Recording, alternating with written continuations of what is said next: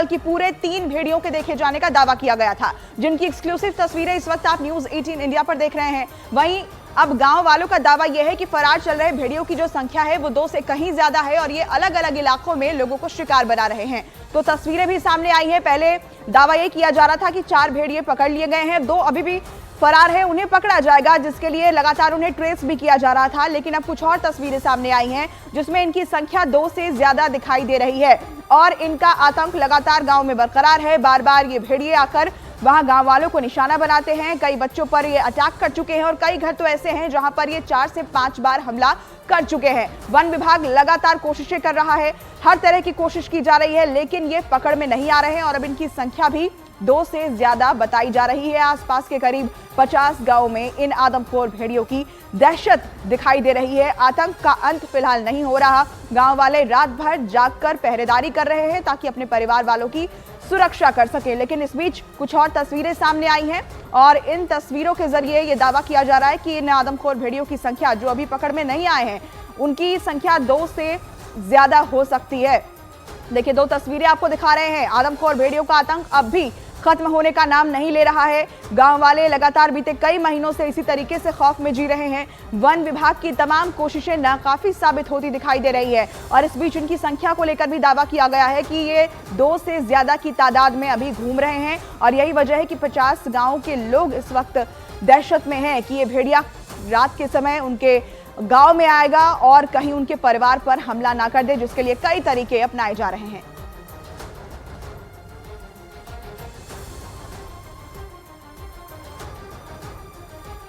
तो बहराइच में भेड़ियों के शैतानी साए की दहशत जरा भी कम होने का नाम नहीं ले रही है। रात होते ही लोगों को यह डर सताने लगता है कि कहीं भेड़िया किसी पर हमला ना बोल दे और इसी दहशत से पार पाने के लिए गांव वाले और प्रशासन हर वो पैतरा अपना रहे हैं जिससे कि भेड़ियों को घरों से दूर रखा जा सके। लेकिन अचानक वो सामने आते हैं, लोगों को डराते हैं और पलक झपकते ही गायब हो जाते हैं। धमाकों की आवाज,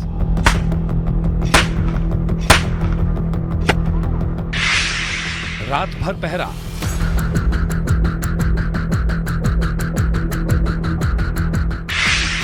डरे सहमे लोग,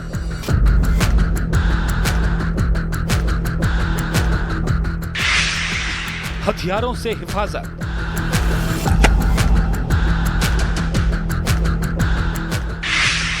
और खूनी पंजों की दहशत।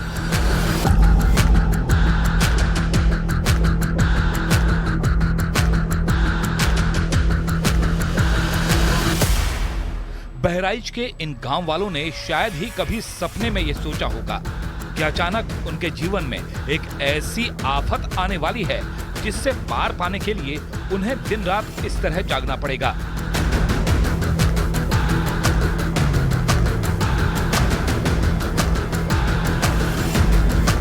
जिन भेड़ियों से कभी कभी इन गांव वालों का जंगल और खेतों में सामना होता था, अब वही भेड़िए इन गांव वालों को लगभग रोज दिखाई दे रहे हैं।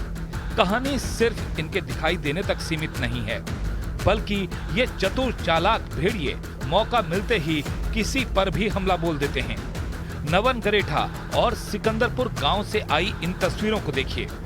दावा किया गया कि इन तस्वीरों में दिखने वाले भेड़ियों में वो भेड़िया भी शामिल है जिसे आदमखोर भेड़ियों के गैंग का लीडर कहा जाता है। जैसे खेत में दिखा और लड़कियां सब जैसे टार्च लगाई और टार्च लगाने पर दिखा और दिखा पर जब चिल्लाने लगी और गिरते फिरते जब गांव पर पहुंची तो हम लोग लेके लाठी गए सब लोग, तो वो भाग गया और दिख नहीं रहा। इसके बाद में गाड़ी वो 3-4 गाड़ी आई हैं, कैमरा वैमरा उड़ाए हैं और इसमें मिला नहीं है। वहाँ दिखा तो वो चिल्लाने लग गई जी, गाँव से गए तो जी वो भाग गया। अब वो इतना मकई लगा है, जुनरी लगी है, तो सर उसमें वो भाग गया।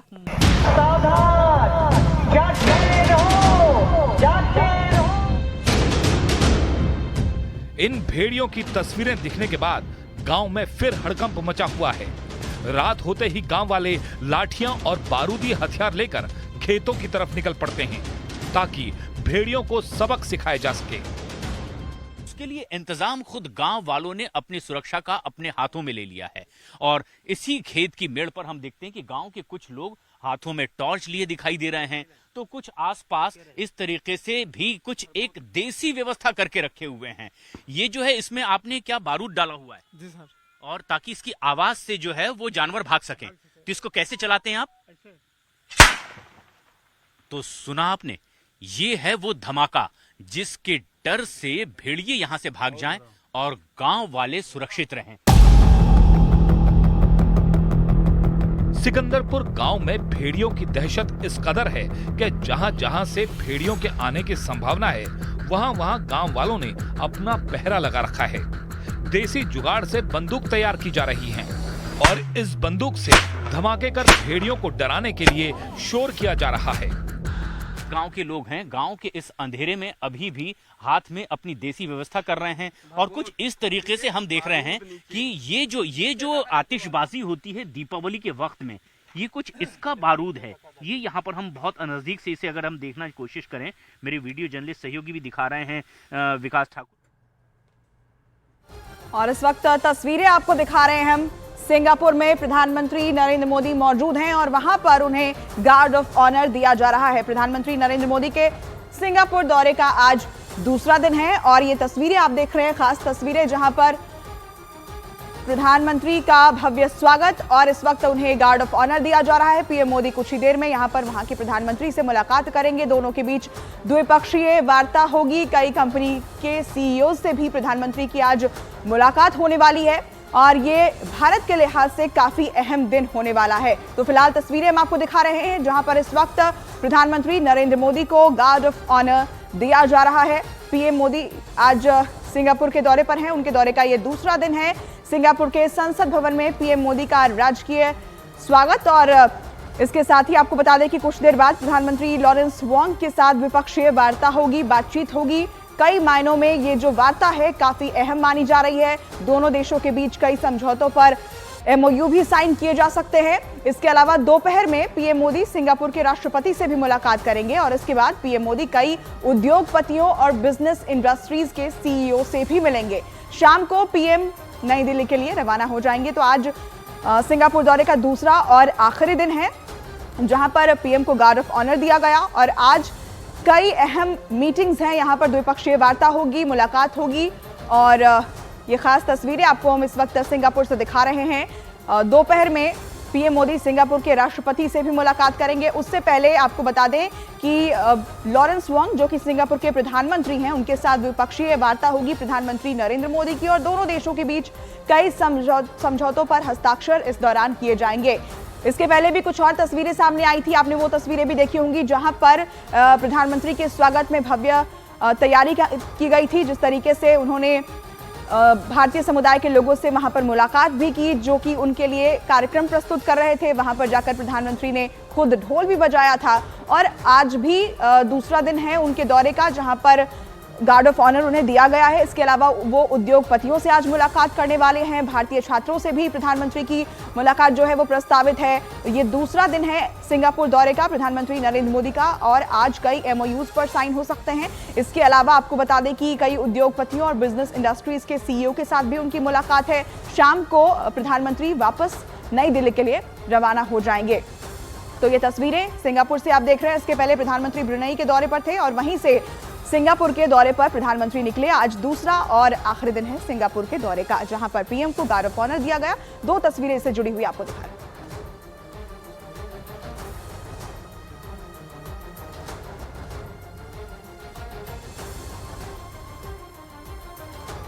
और बहराइच में आदमखोर भेड़ियों के खतरे के चलते अब लकड़ी के दरवाजों की मांग बढ़ गई है। भेड़िए से प्रभावित इलाकों में बनी फर्नीचर की दुकानों पर हर दिन भारी संख्या में दरवाजों के ऑर्डर आ रहे हैं और बिक भी रहे। लोग जल्द से जल्द मजबूत दरवाजा अपने घर पर लगवाने के लिए ऑर्डर दे रहे हैं।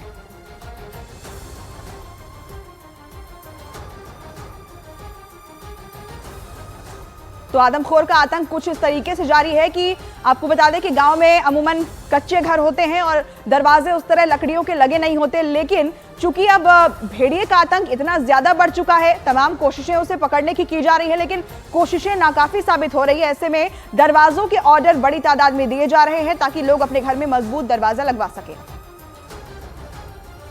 उत्तर प्रदेश के बहराइच में आदमखोर भेड़ियों का खौफ है और उसकी वजह से अब बिजनेस पर भी असर पड़ने लगा है। कई जगह इसका बुरा असर तो कई जगह इसका मुनाफा भी देखने को मिल रहा है। अब भेड़ियों की वजह से लोग उन घरों में अब अपने दरवाजे बनाकर नए दरवाजे लगाना चाह रहे हैं जिन घरों में अब तक दरवाजे नहीं थे या जो थे वो बहुत नाजुक थे, और इस तरह के दावे अब बिजनेस करने वाले लोग भी करते नजर आ रहे हैं। कई ऐसे लोग हैं जो इस तरह का बिजनेस कारोबार करते हैं। ये ऐसा ही एक दुकान में हम यहाँ पर पहुंचे हुए हैं जहाँ पर चौखट और दरवाजे बनते हैं, और ऐसे कुछ लोग हैं जिनसे बात करने की हम कोशिश करते हैं कि किस तरह का कारोबार है उनका, और यहाँ क्या भेड़ियों के खौफ की वजह से कुछ इस पर असर पड़ा है। ये आपका ही दुकान है? जी जी। क्या नाम आपका? मेरा नाम मोहम्मद ख्याल है। क्या ऐसा होता है कि भेड़ियों के खौफ से कुछ अब दरवाजे बनाने लगे लोग जिन्होंने लगाया नहीं था या कमजोर थे? ये भादों के मौसम में हमेशा काम बंद हो जाता था। अच्छा। लेकिन ये भेड़िए की डर की वजह से इस बार लोग को ये महीना नहीं देखे, बस किसी तरह पल्ले हमारे यहाँ लग जाए। अच्छा। पल्ले दरवाजे लग जाए ताकि घर बंद हो जाए। और वो क्या चाहते हैं, कितने दिन में ये ऑर्डर पूरा मिल जाए? तुरंत का तुरंत चाहते हैं कि हमें कोई भी पैसा लगे तुरंत मिल जाए हमें, केवल अच्छा कि आज ही हमारे घर पे लग के जब कंप्लीट हो जाए, बंद हो जाए घर। और उसकी वजह भी बताते हैं जब वो आते हैं तो? बताते हैं कि भेड़िए की डर की वजह से भैया नहीं इस मौसम में लगाते ही नहीं हम। अच्छा। तो ये एक बड़ी बात भी है कि अब इस वजह से, जबकि इनका दावा है कि इस मौसम में अक्सर नया काम, नया कारोबार, नए दरवाजे, खिड़की, इस तरह का काम रोक दिया जाता है, लेकिन अब इस महीने में अचानक बढ़ा है और ऐसा शायद इतिहास में पहली बार हो रहा है। पहली बार है, सब पहली बार हो रहा है। अच्छा। भादों के मौसम में कोई बिक्री नहीं थी, बिल्कुल सन्नाटे। इस बार केवल डर की वजह से बिक्री हो रही है। अच्छा, मतलब पिछले साल भी इस तरह से ऐसा कारोबार नहीं था, डिमांड नहीं थी? कुछ नहीं, भादों के मौसम में कोई काम ही नहीं होता था। बस ये खाली डर की वजह से, भेड़िए की डर की वजह से सारा काम हो रहा है। और ये इस तरह का अब कारोबार पर भेड़िए ने भी असर डालना शुरू कर दिया है। अपने वीडियो जर्नलिस्ट साथी विकास ठाकुर के साथ मैं प्रशांत चुरहे, न्यूज़ 18 इंडिया, बहराइच। बहराइच में भेड़ियों के आतंक पर सियासत भी तेज हो गई है। यूपी सरकार आदमखोर भेड़ियों को गोली मारने का आदेश दे चुकी है, तो वहीं विपक्ष भेड़िए के हमले में हुई मौत के लिए सरकार को जिम्मेदार बता रहा है। बहराइच में भेड़िए की दहशत है, ये बात आप सही कह रहे हैं, लेकिन हमारे मुख्यमंत्री माननीय योगी आदित्यनाथ जी यहाँ की स्थिति से बहुत ज़्यादा चिंतित हैं, और वो इसके बारे में मीटिंग भी हम लोगों से कर चुके हैं, और वो बहुत ज़्यादा चिंता रखते हैं, और वो हर वक्त की खबर यहाँ की लेते रहते हैं। उनको आपदा घोषित किया है हमारे माननीय मुख्यमंत्री ने। जिन लोगों की डेथ हुई है उनको हर एक को 5-5 लाख रुपया देने की घोषणा की गई है, और उनको अधिकांश को मिल भी गया है। मैं समझता हूँ कि ये पूरा का पूरा ये कछार क्षेत्र, कछार क्षेत्र और वो जो है पूरा ये मतलब बहुत दिनों से प्रभावित है, और ख़ास करके इस पर सरकार ने संज्ञान नहीं लिया। जब ये मालूम था सरकार को कि नहीं, ये यहाँ पर इन सब चीज़ों से लोग काफ़ी परेशान होते हैं, जंगली जानवरों से, तो उसकी पूरी व्यवस्था करनी चाहिए थी, पूरी तरीके से इनकी रक्षा करने का कार्य करना चाहिए था। पर ये दुर्भाग्यपूर्ण है कि सरकार ने उस समय रहते चेता नहीं और ये चीज़ें नहीं ठीक की, नहीं तो आज ये घटना नहीं घटती। हर तरह के हमारी सरकार ने इनके लिए अधिक से अधिक कर्मचारियों की पोस्टिंग है, जाल की है, लोगों को शूटर की है और एक्सपर्ट की है। हम उसके लिए सरकार खड़ी है और उसको करके देंगे। और अभी टीम गठित हो गई है, और चूँकि समीक्षा करने में और जानने में, फिर से उसको आगे किसी रणनीति बनाने में कामयाबी जो मिली है, उसको लिए मैं अधिकारियों को बधाई देता हूँ। उधर कोलकाता के आरजीकर अस्पताल में लेडी डॉक्टर के साथ रेप मामले में मुख्य आरोपी गिरफ्तार हो चुका है। इस मामले से जुड़े अलग अलग किरदारों पर शिकंजा कसता जा रहा है, लेकिन इस जघन्य हत्याकांड को लेकर लोगों का गुस्सा कम नहीं हो रहा है। इंसाफ की मांग को लेकर कोलकाता में सैकड़ों जूनियर डॉक्टर अस्पताल के बाहर पिछले कई दिनों से धरने पर बैठे हैं। उनकी अपील पर आधी रात लोगों ने अपने घरों की बत्तियां बुझा दी। राजभवन में भी सन्नाटा पसर गया। पीड़ित के माता पिता भी इंसाफ की मांग को लेकर सड़क पर उतरे और विरोध जताया। कोलकाता में छात्रों ने भी जूनियर डॉक्टर की याद में मोमबत्तियां और दिए जलाए, पीड़िता की याद में मौन रखा। ट्रेनी डॉक्टर की मां ये सब देखकर भावुक हो गई। तो कोलकाता में हजारों लोग अपने घरों की बत्तियां बंद कर सड़क पर उतर आए और आरजीकर अस्पताल में ट्रेनी डॉक्टर के रेप मर्डर मामले में शांतिपूर्ण विरोध प्रदर्शन किया। रात 9 बजे से 10 बजे के बीच प्रदर्शनकारियों ने घरों की बत्तियां बंद करने की अपील की थी। कोलकाता के लगभग सभी बाजारों में लोगों ने विरोध जताया। दुकानों की बत्तियां बुझा दी गई, घरों की लाइट्स बंद कर दी गई। कई जगह लोगों ने बेटी को न्याय दो के नारे भी लगाए। बस स्टैंड से लेकर रेलवे स्टेशन तक यही नजारा दिखाई दिया। प्रदर्शन में बंगाल फिल्म इंडस्ट्री के कई कलाकार भी जुड़े और अपना विरोध जताया। पीड़ित के माता पिता भी प्रदर्शन में शामिल हुए और धीमी जांच पर उन्होंने भी विरोध दर्ज कराया।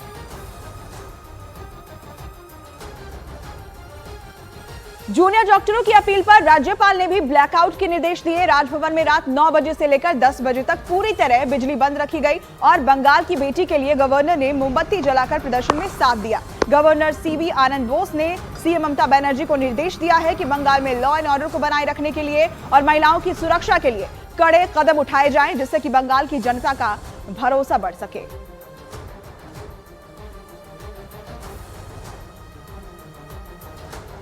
कोलकाता में विरोध प्रदर्शन में बीजेपी भी शामिल हुई। बीजेपी ने आरोप लगाया कि ममता सरकार जांच में देरी के लिए वकीलों की फौज लेकर आई है। वहीं टीएमसी ने कहा कि बीजेपी कांग्रेस और राज्य में अराजकता फैलाना चाहती है। सुप्रीम कोर्ट में भारी भरकम लॉयर सर कपिल सिब्बल जैसे लॉयर जिनको ममता बनर्जी करोड़ों रुपया देकर अपने पक्ष में खड़े करते हैं, उनके भारीपन के कारण जस्टिस थोड़ा डिले हो जाता है। तो जस्टिस अगर डिले हो जाए या डिनाइड हो जाए, दोनों में ही जनता को दुख मिलेगा। देखिए, आरजीकर इशू में जब सिटीजन्स कोई प्रोग्राम लेते हैं, प्रोटेस्ट कर रहे हैं, हम उनके साथ हैं, क्योंकि ये जो घटना है हम लोग भी वी ऑल्सो वांट जस्टिस। अब देखिए, with in 24 hours Kolkata police एक आदमी को अरेस्ट कर लिया था। अभी इतना दिन हो चुका है, सीबीआई के हाथ में इन्वेस्टिगेशन है, कोई डेवलपमेंट नहीं है। इसीलिए जो नागरिक समाज है वो लोग जो प्रोग्राम्स ले रहे हैं, प्रोटेस्ट कर रहे हैं, मांग कर रहे हैं जस्टिस का, हम लोग सपोर्ट कर रहे हैं। कोलकाता मामले पर बीजेपी नेता अमित मालवीय ने सोशल मीडिया पर ममता सरकार पर निशाना साधा और गंभीर आरोप भी लगाए। अमित मालवीय ने लिखा, न्याय की मांग को लेकर पश्चिम बंगाल का मानना है कि विरोध प्रदर्शन के प्रति एकजुटता दिखाते हुए कोलकाता में पूरा ब्लैकआउट रहा। ममता बनर्जी के संरक्षण में आपराधिक सिंडिकेट ने युवा महिला डॉक्टर की हत्या कर दी क्योंकि वो बहुत कुछ जानती थी। बाद में मुख्यमंत्री और कोलकाता पुलिस आयुक्त ने इस अपराध को छिपाने की पूरी कोशिश की। ये ट्वीट उनकी तरफ से किया गया है, सोशल मीडिया प्लेटफॉर्म एक्स पर वो पोस्ट उन्होंने किया।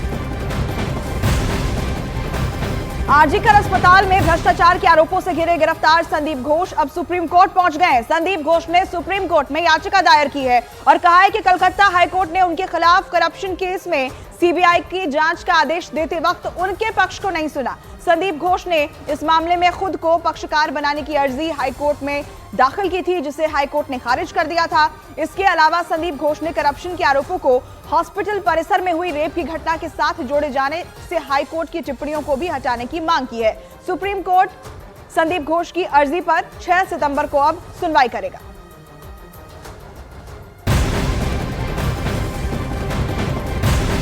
बंगाल के दुर्गापुर में अमेरिकी नागरिकों से ठगी करने वाले फेक कॉल सेंटर का पर्दाफाश हुआ है। गिरोह के सदस्य एंटीवायरस के नाम पर लोगों से ठगी करते थे। अमेरिकी नागरिकों को फोन कर ये बताते थे कि उनके लैपटॉप का एंटीवायरस एक्सपायर हो गया है। एंटीवायरस को एक्टिव करने के नाम पर वो अमेरिकी नागरिकों से पैसे ऐंठते थे और बदले में इंटरनेट से फ्री एंटीवायरस डाउनलोड करके उन ग्राहकों को भेज दिया जाता था। इसकी जानकारी जब दुर्गापुर पुलिस को मिली तो उन्होंने छापेमारी कर एक किराए के मकान में 13 लोगों को गिरफ्तार किया है। उनके पास से 12 लैपटॉप, 13 मोबाइल फोन और 5 हेडफोन जब्त किए गए हैं।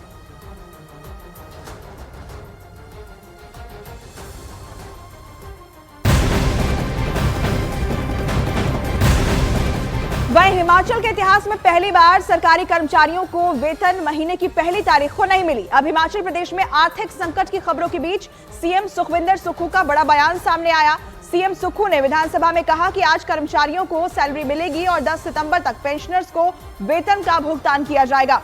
सीएम सुक्खू ने कहा कि कर्मचारियों को वेतन और रिटायर्ड कर्मचारियों को पेंशन देने के लिए राज्य सरकार को 7.5% की ब्याज दर से अग्रिम लोन लेना पड़ता है, लेकिन नए फैसले से राज्य सरकार हर महीने 3 करोड़ रुपए और हर साल 36 करोड़ रुपए की बचत करेगी।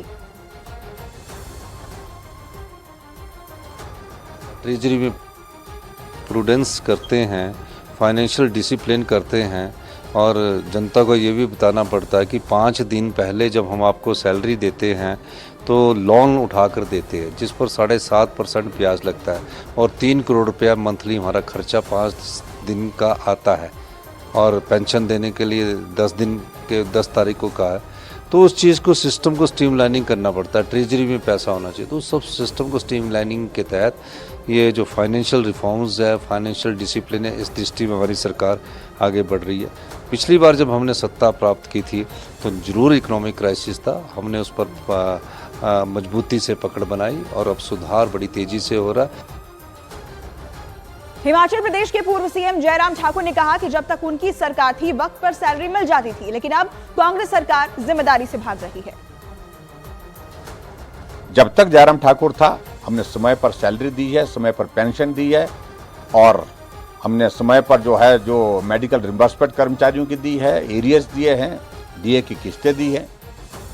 लेकिन आज जब जिम्मेवारी सुक्खू जी की है तो उनको अपनी जिम्मेवारी को समझना चाहिए। कब तक आप इस तरह से इस जिम्मेवारी से भागते हुए अपने आप को वो दिखाते रहेंगे, ये मुझे लगता है कि उचित नहीं है। और राजस्व संकट के आरोपों से हिमाचल प्रदेश के नए फैसले पर विवाद हो रहा है। हिमाचल प्रदेश सरकार ने भांग की खेती को लीगलाइज करने का फैसला किया है और इसे लेकर विधेयक लाने वाली है। हिमाचल प्रदेश सरकार में मंत्री विक्रमादित्य सिंह ने दावा किया कि भांग की खेती को लीगलाइज करने से सरकार का राजस्व बढ़ेगा और इसके लिए सरकार विधेयक भी लाएगी। भांग की खेती को लेकर विधेयक लाने की तैयारी में है हिमाचल सरकार। हिमाचल प्रदेश के मंत्री हैं विक्रमादित्य सिंह, उनकी तरफ से ये बड़ा बयान दिया गया है। उन्होंने कहा कि भांग की खेती से राजस्व बढ़ेगा।